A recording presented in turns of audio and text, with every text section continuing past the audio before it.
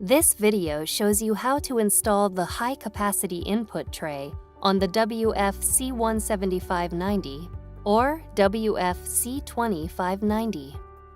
Make sure you have the following items: the switch lever, the back lock support plate and 1 screw, the front lock support plate and 2 screws, the drawer rail and 2 screws, the drawer rail guide and 2 screws.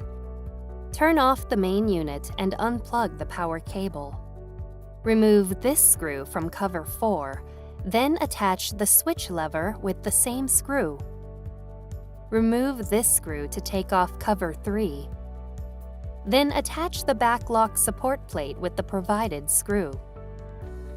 Open door E. Then use a flathead screwdriver to remove cover 1 by disconnecting the 2 hooks from the back side of the cover. Then, attach the front lock support plate with 2 screws.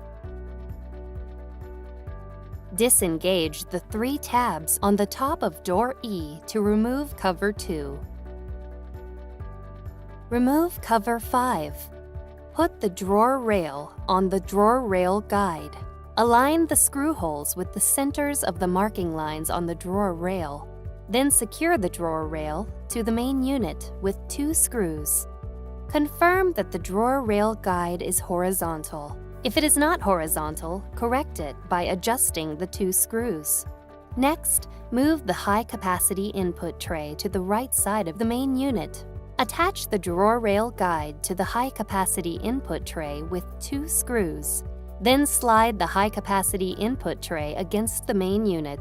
Release the hook to remove the small cover beneath the circuit breaker on the back of the main unit. Then, connect the high-capacity input tray cable connector to the main unit. After installing the high-capacity input tray, you must adjust the unit to support letter-size paper.